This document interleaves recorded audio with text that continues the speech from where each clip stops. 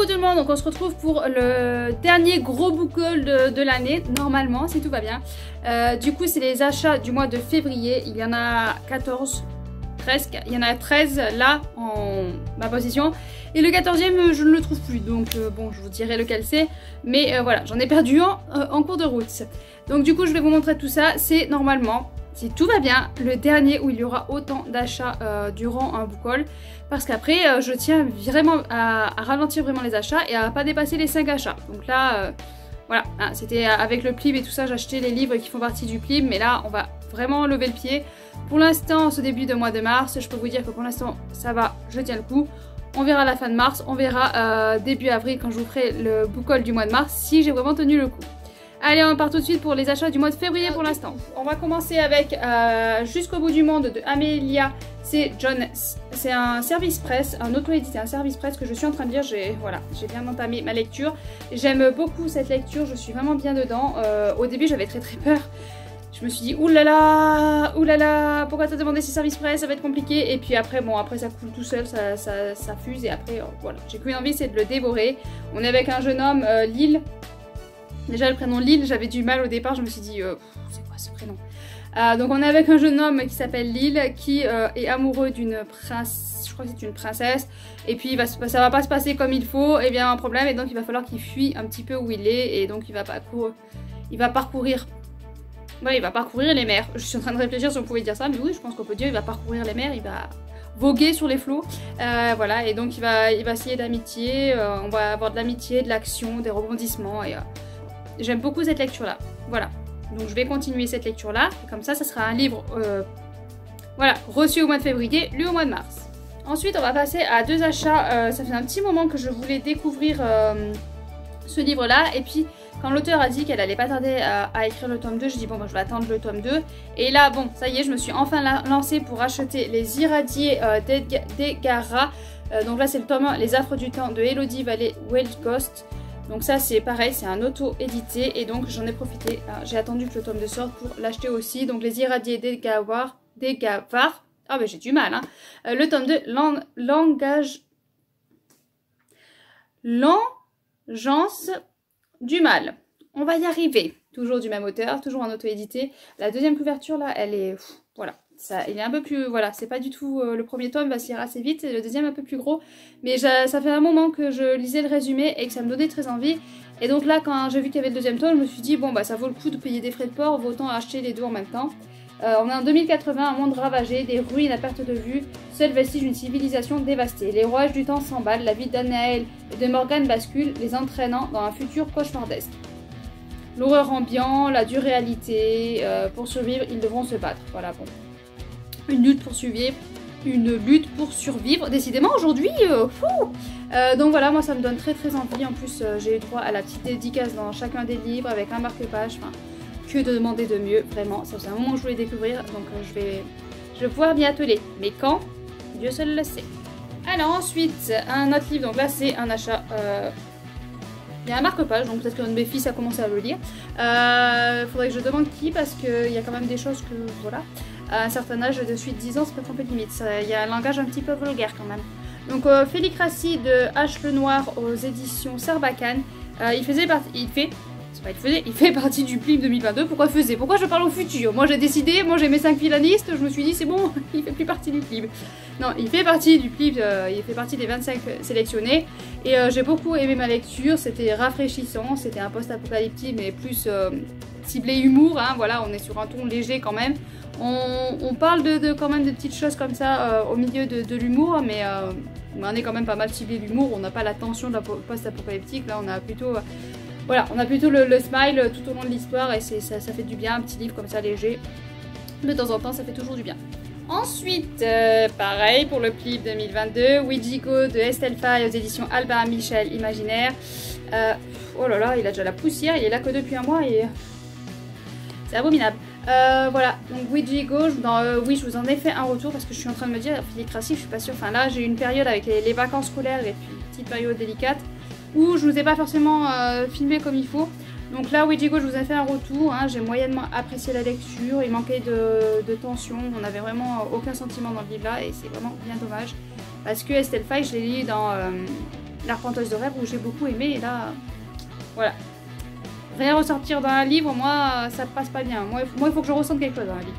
Et là, c'était pas le cas. Donc, dommage. Ensuite, un service presse que j'ai eu le plaisir de recevoir, c'est Appelle-moi Igor de Joël Lartelier. On va y arriver. C'est un auto-édité aussi, me semble-t-il. Le Lion d'El Waterloo. Il y a un petit insigne là, donc je sais pas si ça veut dire que c'est une maison d'édition. Peut-être c'est une maison d'édition, du coup, là.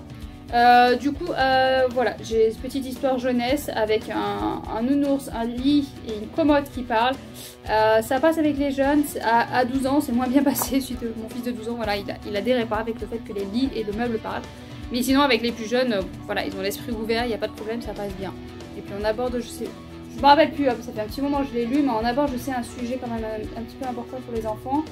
Mais ouais, qui veux-tu devenir plus tard, ou je sais plus, enfin il y avait un petit quelque chose comme ça, mais j'avais bien aimé cette petite lecture. On va passer avec Les Dossiers du voile d'Adrien Thomas aux éditions Fleurus. J'ai beaucoup aimé ce livre.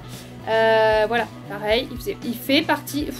Vraiment, j'ai décidé que c'était mes 5 qui sont sélectionnés et on n'en parle plus des autres. Il fait partie du PLIB 2022. Il est dans les 25 et donc je me suis fait le grand plaisir de lire ce livre. Normalement c'est un tome unique, mais il y a eu le live sur le PLIB où l'auteur disait qu'a priori il écrirait une suite. Et moi je me ferai un grand plaisir de retourner là-dedans parce qu'on est avec une famille de sorciers tout à fait attachants qui se battent pour que le voile reste... parce que le voile est en train de se découvrir. Et si le voile se découvre, ça veut dire que les humains normaux, entre guillemets, hein, bien sûr, vont découvrir ce qui se passe derrière le voile. C'est-à-dire qu'il y a des loups-garous, il y a des fées, il y a des sorcières, enfin voilà, il y a tout un panoplie de créatures. Mais que voilà, il faut que ce voile il reste là pour pas que ce soit découvert, sinon ça va être un capharnaüm pas possible. Donc voilà, donc j'ai beaucoup aimé ma lecture, ça c'est vraiment très agréable. Et puis on est vraiment sur de la famille, en plus là-dedans, c'est familial, donc que demander de plus. J'ai acheté Dragon et Mécanisme d'Adrien Thomas aux éditions Rajo. Pareil, fait partie du PLIB 2022. J'ai énormément aimé ma lecture et il fait partie de mes 5 sélectionnés. À l'heure où je vous poste ça, je suis pas sûre qu'il y ait encore les résultats. Je ne sais plus quand c'est que j'ai prévu la vidéo, mais je crois que les résultats ne sont pas encore tombés. Ça tombe le 26 mars, donc il faut qu'on patiente. Ça c'est... Voilà, hein, la patience... c'est pas notre fort, hein, mais bon, il va falloir qu'on patiente. Pareil, voilà, si je l'ai mis dans mes 5, c'est que j'ai adoré ma lecture. On va être accompagné de 2 jeunes gens qui vont vivre une aventure extraordinaire. Il fuit un homme et donc il va y avoir de l'action, des bombardements, tout est danger. On va découvrir un univers vraiment formidable, des rouages, des bras mécaniques, voilà, hein, des dragons aussi. Voilà, tout ce que j'aime. Alors, j'ai acheté aussi Diamant de Vincent Passy aux éditions Nemos, qui fait partie du PLIB 2022. Céline, la grande chef du PLIB, voilà, pour elle c'est son gagnant. Moi j'avais des hésitations parce que celui-là me faisait très peur, et puis voilà, le résumé, tout ça, ça me disait pas du tout. Je me suis dit non, c'est pas possible, ça va pas passer.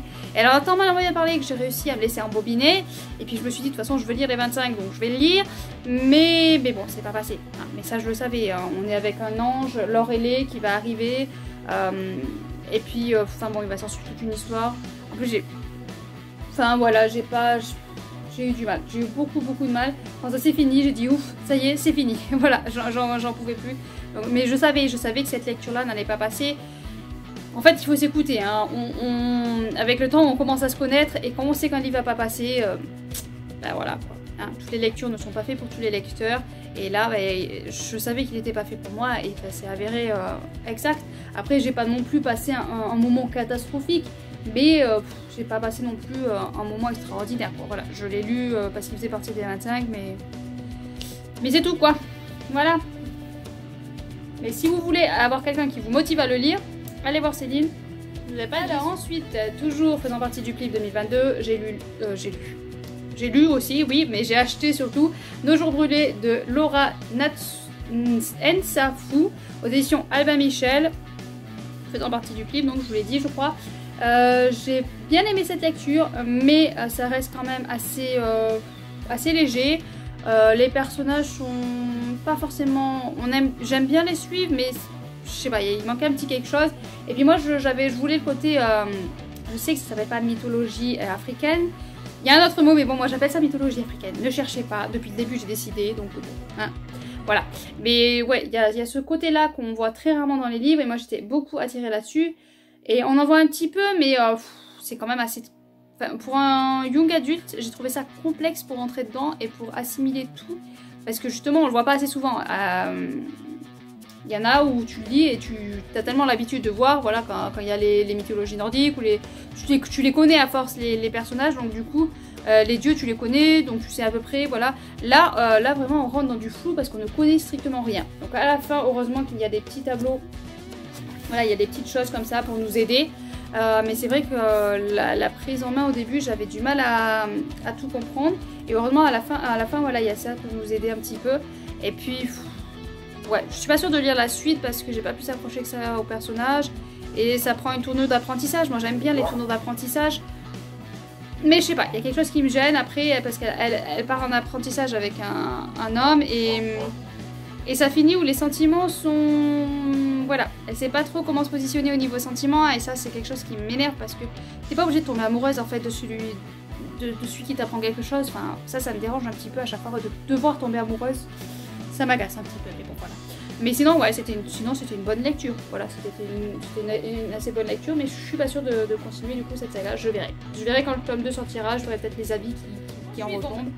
L'incontournable. D'ailleurs, je suis en train de me dire, il n'y a pas d'Inception. Ça m'étonne que j'ai pas acheté un Inception ce mois-ci. Ça m'étonne. Voilà. Ça m'étonne un petit peu. Il faudrait que je regarde parce que ça m'étonne que j'ai pas acheté d'Inception ce mois-ci. Peut-être pas. Non, parce que justement j'ai réussi à me retenir, mais je crois qu'il me faisait très envie. Et du coup j'ai loupé le coche de la précommande. Et ouais, je sais plus, enfin bon. Il n'y a pas d'Inception ce mois-ci. Sachez-le. Donc du coup, Maudite de C. Cizel aux éditions Plume Blanche. Donc le Plume Blanche, lui, il est là, hein, voilà. Mais le mois prochain, il y sera pas. Et qu'est-ce que vous voulez, hein? On peut pas, voilà. Donc voilà, j'ai la petite dédicace comme d'habitude, j'ai le petit marque-page comme d'habitude, mais là c'est pas le marque-page assorti à la couverture. Je veux pas relire derrière, j'ai entendu pas mal de bons retours. Je crois que c'est un tome 1, c'est pas écrit nulle part, mais je crois que celui-là c'est un tome 1, je veux pas dire de bêtises. Voilà ce que la survie du monde magique repose sur elle, pourtant incapable de réaliser la moindre incantation. Ah oui, c'est un monde où elle est pas réceptive à la magie et c'est un monde bourré de magie, donc c'est pas bon pour elle, mais je sais plus si c'est un tome 1 ou plus, parce que je confonds avec un autre Plume Blanche, enfin je sais plus. Mais bon voilà, j'ai Maudite et je m'attellerai à le lire dès que possible. Voilà, mais comme tout, quand on a trop de livres, on sait plus où donner de la tête, voilà. Ah mon dieu, le dernier. Voilà, parce que j'ai aussi acheté Les Royaumes du Feu, tome 4, je sais plus l'auteur. C'est pour mon fils de 10 ans qui lit Les Royaumes du Feu, donc il m'a fait acheter le tome 4, voilà.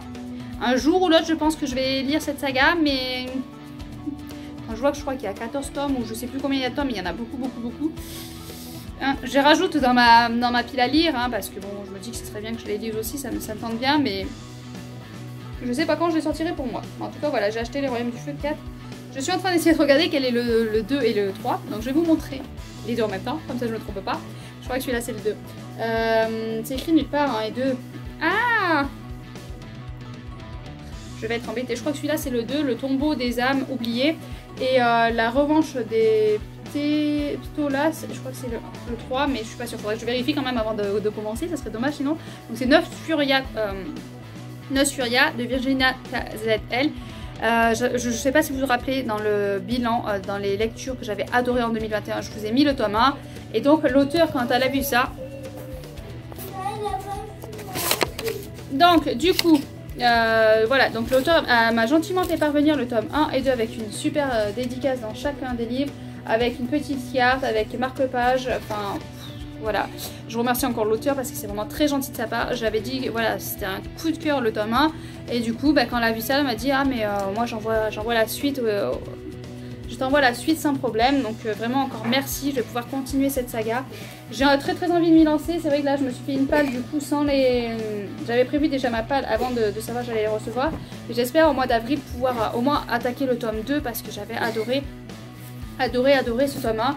Et j'ai peur d'oublier trop de choses si si j'attaque comme ça, tome 2. Ah ben celui-là. Attends. La revanche de Ptolos. La revanche de Ptolos. Donc ça c'est le tome 2. Et ça c'est le tome 3 alors. Donc ça c'est le tome 3. Voilà, donc c'est celui-là le tome 2 et celui-là c'est le tome 3. Enfin bon, il faudra bien que je me vérifie, que je me trompe pas parce que sinon je vais être complètement paumée. De bien prendre le tome 2 et pas le tome 3 en premier, ça serait dommage quand même.